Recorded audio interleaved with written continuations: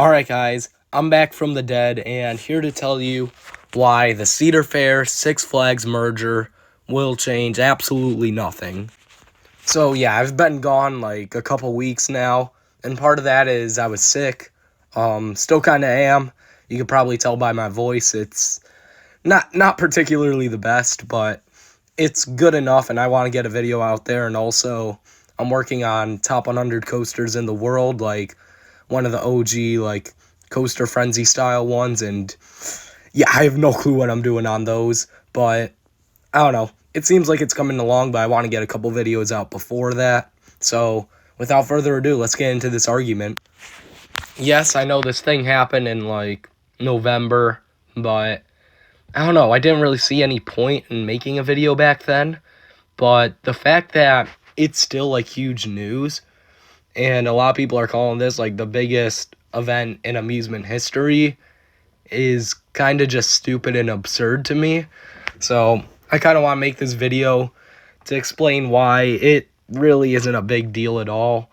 So first off, yes, us Thusies will save a buck on season passes. They're going to combine them at some point, not even this season, so don't even expect to save any money in 2024. 2025, you could save a little bit because the season passes will just be combined. So you can get into Cedar Point, Kings Island, while also getting into Great Adventure, Magic Mountain, all the good parks there. So yeah, that'll be something. That's really the only big thing I can think of that's really going to be a huge addition. The other one is IPs, and I'm going to be real, the Snoopy IPs are definitely on their way out. No one really cares at all about Snoopy or Looney Tunes, frankly, but I don't know, they'll probably just stick with Looney Tunes because Six Flags knows what to do with them. And as for the DC licensing, I think that could be huge, especially for Cedar Fair, because I mean, specifically for I-305, the Dale Earnhardt licensing's gotta be expiring quickly. So, who knows, maybe we get Superman the Ride at King's Dominion. That'd be kind of stupid, but at the same time, I could see it. Or Flash, it's already got the color scheme for that. But other than that, I mean, let's get into some of the reasons why people think this is going to be huge and explain why it won't do anything, really. First off, we've got these parks working with new manufacturers, Six Flags is going to work with Gerstlauer again, and Cedar Fair is going to go RMC. No, that's definitely not going to happen. At least I don't think so. We got totally different presidents of every park. And, I mean, the presidents of the parks do get a say. Like, it's not as big as the corporate say, but they have some pull.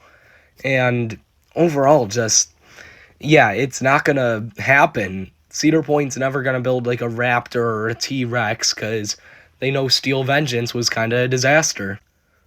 Also, I've been hearing people saying, like, Six Flags is finally going to work with Gerstlauer again. That will never happen. Never. If anything, that's going to make Cedar Fair not work with Gerstlauer. But, again, I don't think that'll happen either. But, yeah, after New Texas Giant, yeah, Gerstlauer's completely out of the picture for any original Six Flags park. Another thing is parks being sold off or just neglected. And I don't know what to tell you. That's just not happening. People are like, oh, Michigan's Adventure. No, Michigan's Adventure's staying. It's making a decent amount of money. I mean, it's got no competition. So I don't see any reason why Cedar Fair would want to get rid of them. There's a reason they don't invest in them. And it's because they don't really need to invest in Michigan's Adventure. I'm pretty confident in saying whatever path all these smaller parks were on in the first place, and even the larger ones, because, I mean, with the exception of maybe Great Adventure, which I kind of hope gets turned into, like, the new flagship park, because, you know me, I'm a huge Great Adventure fanboy. But other than that, I don't know, I think all the paths for all the parks, especially the smaller ones, are gonna stay the exact same. Like, I don't know, Discovery Kingdom might get some rides from California's Great America now. But other than that, yeah, I think we're still going to have like Dorney Park, Darien Lake, Frontier City, Valley Fair, all those parks. They're going to be pretty much the same and get the same level of investment. Because you got to remember, you're bringing in whatever Cedar Fair brings in and Six Flags. It's not like they have the same amount of money as Cedar Fair had just by themselves. No, they have way more money now. They also have more debt and all that crap, but like at the same time, yeah, these parks aren't really going to change a whole lot, I feel like. Speaking of change, a lot of people think, oh yeah, the Six Flags parks are going to suddenly be these magical places with world-class theming. No, it's pretty much going to stay the way it is. Fiesta is going to be a bit nicer than the others, and Mexico as well, and the others are just kind of still be meh in terms of appearance. I mean, Great Adventure, again, I think it's trying to step up, but other than that, it's going to stay the exact same pretty much. And I don't know, I don't think these park presidents are going to want to change a whole lot in the way they're running these parks. Like, I still think Darien Lake's not going to look very good, even after, the whole Cedar Fair thing. And the fact that people are acting like Cedar Fair is some sort of universal level theming company is kind of ridiculous. People are making it out to be like Cedar Fair's like leagues ahead of Six Flags in terms of appearance and food and all this. I don't know. I've been to King's Dominion. I don't know why I was thinking of Knott's. Jesus Christ. I'm actually way too tired. Maybe I'm still too sick. King's Dominion, Carowinds, Kings Island, Cedar Point, Canada's Wonderland, and Dorney. And honestly, other than Jungle Expedition at King's Dominion, none of the areas really look that good, I'm going to be honest. Blue Ridge Junction at Carowinds is alright. Dorney kind of looks on par with a normal Six Flags park, I'm going to be honest. And same with Cedar Point. Like, I'm sorry, Cedar Point just isn't that good. Like, that good looking. Same with the rest of Carowinds, rest of KD. Canada's Wonderland kind of looks like a dump other than Wonder Mountain. Like, I'm sorry, it's just not that good. And even Kings Island, I just don't think it's that far ahead of Six Flags parks. Honestly, New England's a pretty nice looking park, and New England's probably on par with Kings Island in terms of appearance, I would say. And the last couple reasons kind of go hand in hand, but we could talk about competition first. I feel like a lot of people are more reasonable about this one, but there's still some people who definitely think it's going to ruin the competition in the area. First of all, Dorney and Great Adventure, like, what in the world? I don't know anyone who would take Dorney over Great Adventure. Like, that's not even competition. That's just, do you want to drive out to Great Adventure if it's further for you? Like, I'm sorry, it's just, yeah, it's not even close. You got King's Dominion America, okay, but I don't know. I feel like America's kind of got all of Baltimore, and King's Dominion's definitely more fighting with Busch Gardens Williamsburg. Magic Mountain, Knott's okay, but you've also got Disney and Universal, so you're not really creating some giant in that area. And then CGA is going to the grave, just like my voice, in the next few years. So, yeah, that won't be an issue. Yeah, it's kind of stupid just thinking about how little competition the parks have with each other right now.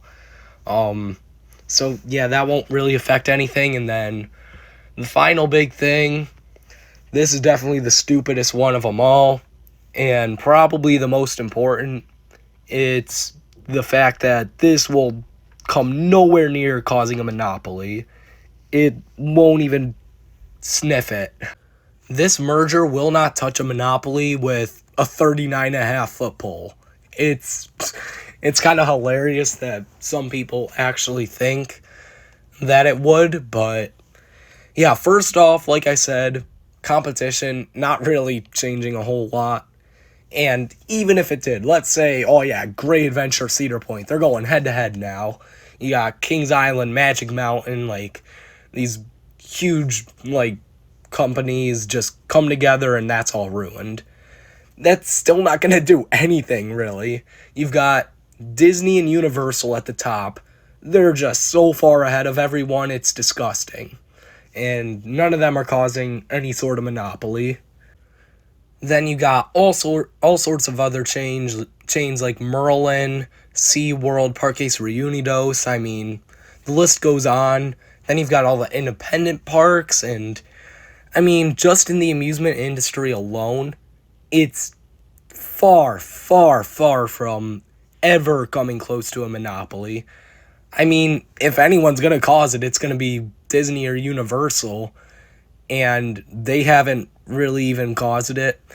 And honestly, I think it would kind of be stupid to say, even if Disney and Universal merged, I don't think it would cause a monopoly, because here's the thing. Amusement parks are competing with each other, but not really. They're more competing with zoos and shows and all these other entertainments that you can do. Like here in Rochester, we've got Seabreeze. That's the only amusement park, but I mean, you've got the beach right next to Seabreeze. You've got a mini golf course right there. So just in that area, you got a couple other options you can do instead of go to the amusement park.